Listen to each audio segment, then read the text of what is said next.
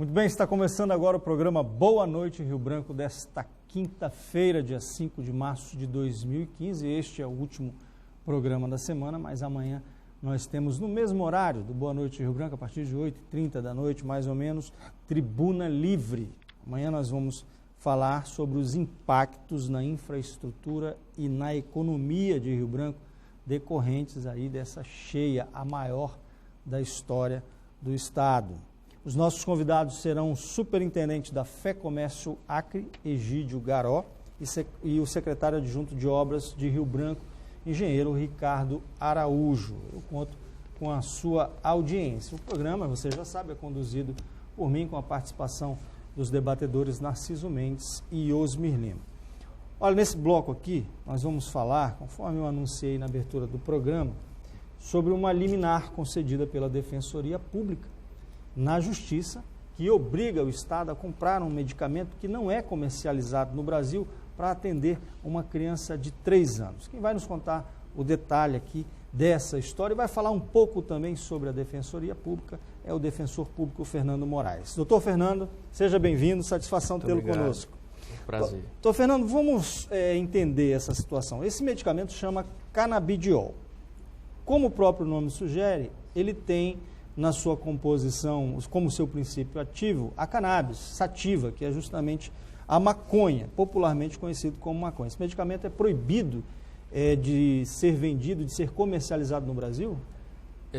Na verdade, o canabidiol, que é uma das substâncias encontradas na cannabis sativa, a maconha, ele saiu da lista da Anvisa de produto proibido para a lista de substância controlada, né? Então, houve uma reclassificação. Faz tempo que houve essa reclassificação? Não, é recente, de 2014. Ah, tá. Ano passado, então, ano passado, muito recente. Muito recente essa reclassificação.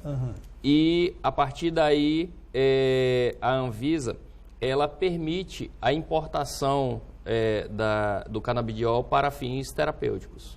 Nesse caso específico, a Defensoria Pública foi procurada pela mãe dessa criança, que tem 3 anos, ela sofre convulsões, é isso? Qual é o quadro dela, doutor Fernando? Sim, é uma criança de 3 anos, ela não anda, ela não fala e não deglute, ou seja, ela não consegue ingerir alimento, né? E é alimentada através de sonda, e tem cerca de 30 convulsões por dia. Aí, como é que aconteceu? Essa mãe procurou a Defensoria quando?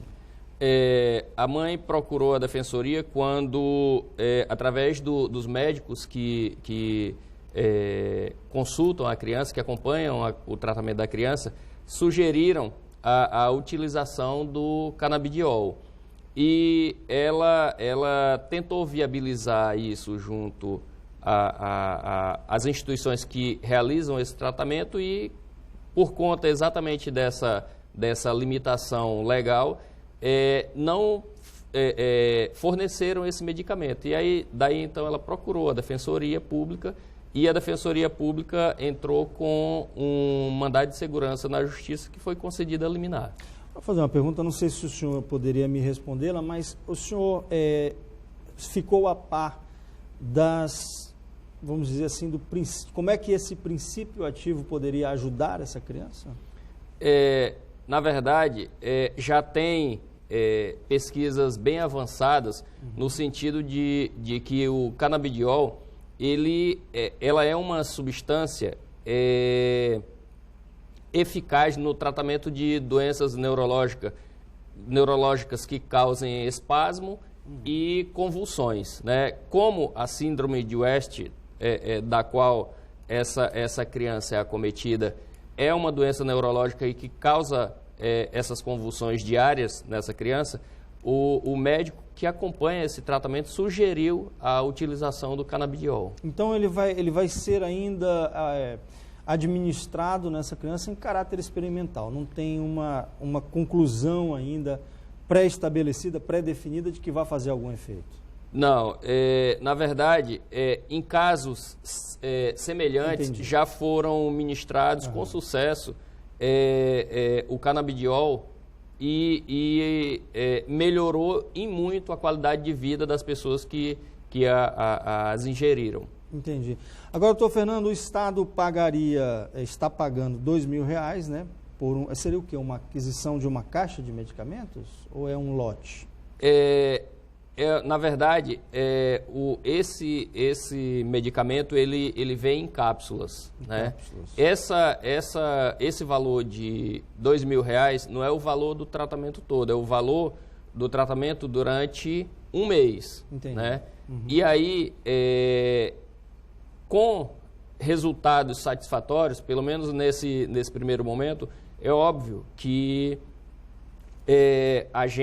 a tendência é que o Estado continue a fornecer esse medicamento que venha a melhorar a qualidade de vida dessa criança, que até hoje não consegue nem ingerir alimentos. Entendi.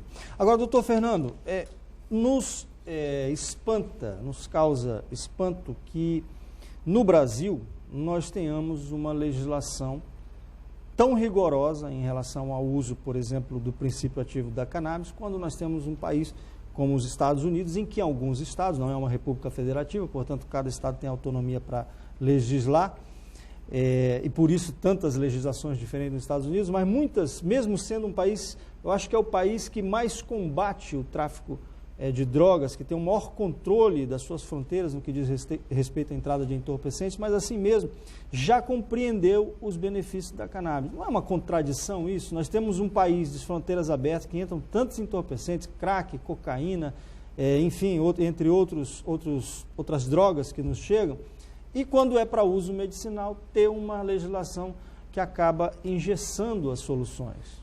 Na verdade, a questão do uso da maconha, da cannabis sativa, seja para fins medicinais, seja para o uso, entre aspas, recreativo, ela pode ser considerada um tabu, né? Tem pessoas que defendem a sua liberação total, tem pessoas que defendem a sua proibição total. Eu acredito que o Brasil poderia avançar no sentido de chegar a um meio termo disso, de fazer uma liberação da produção para fins medicinais, o que melhoraria muito, com absoluta certeza, a produção, a qualidade dos resultados de pesquisas, né? Melhoraria a condição de vida de muitos pacientes e com certeza iria baratear muito o custo de produção e de comercialização dessa substância. Sem falar que o sujeito que precisa para fins terapêuticos não seria um marginalizado. Sim. Comprar em condições que o marginalizam. Com absoluta certeza. Sim. Antes da liberação do canabidiol pela Anvisa, haviam pesquisadores independentes que faziam isso na clandestinidade. E aí você imagine que alguém realizar uma pesquisa que tem natureza científica na clandestinidade, os resultados com certeza não serão os mesmos de procedimentos de investigação científica aberta e livre, com acesso a equipamentos mais sofisticados. Com certeza, essa clandestinidade ela retira em muito o potencial de resultados dessas pesquisas. Perfeito. Esse não foi o primeiro caso, eu acompanhei outros já, de sucesso da Defensoria nesse aspecto, quando obriga o Estado a fornecer um medicamento que ele geralmente não tem, que não há no mercado, que não são comercializados pela Anvisa. Na verdade, o que o senhor me dizia aqui, antes de iniciarmos a gravação, é que às vezes a Defensoria acaba ajudando o Estado, porque em condições normais ele não teria nem condições, nem como adquirir esses medicamentos, correto? É verdade. Existem situações que, por conta das limitações legais que todo Estado tem, o nosso país tem, existem leis que regem a nossa vida, que limitam em muito a aquisição de determinados medicamentos pelo Estado. Por exemplo, esse medicamento, como não é um medicamento nem comercializado no Brasil, é um medicamento que, para você importar, precisa de autorização especial da Anvisa. O Estado, com absoluta certeza, mesmo que tivesse vontade de entregar esse medicamento, ele não teria condições de fazê-lo sem essa medida judicial. Ou seja, nem sempre, então, é uma questão de má vontade dos gestores públicos? Nem às sempre. Vezes esbarra na legislação? Nem sempre.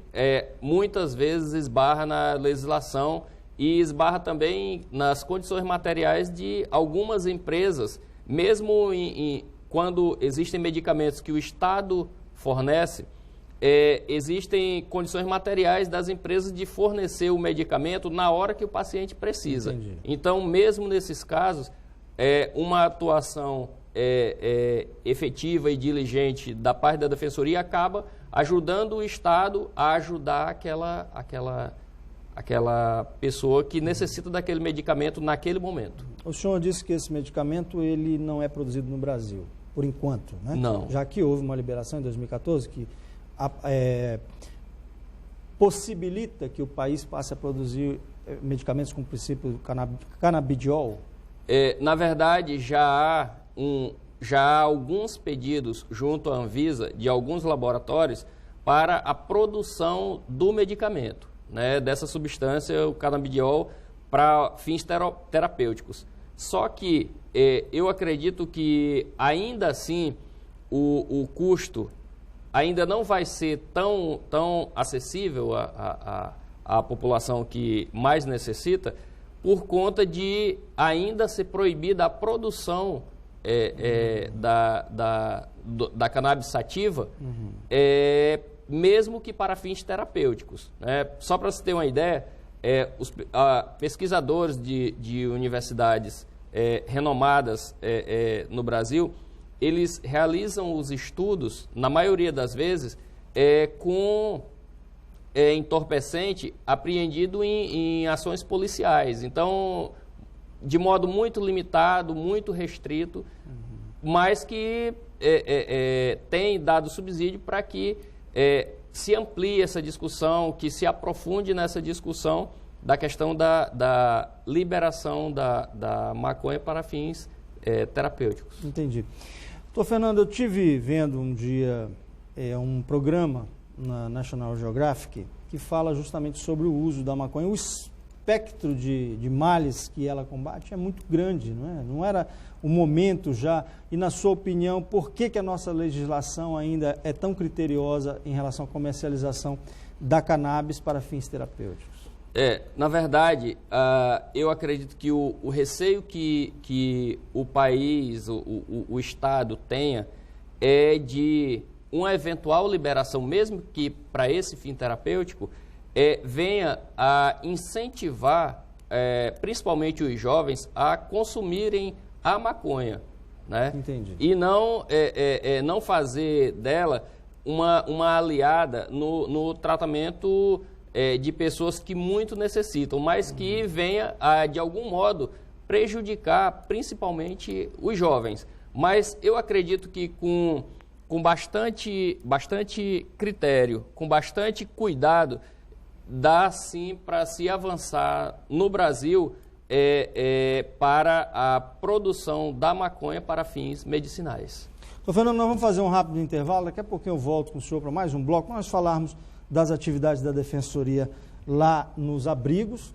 também e o conjunto agora do trabalho que os senhores têm realizado no Estado e o exemplo do resultado está aqui. É só 2 minutinhos e meio, daqui a pouquinho nós voltamos, por favor, não saia daí.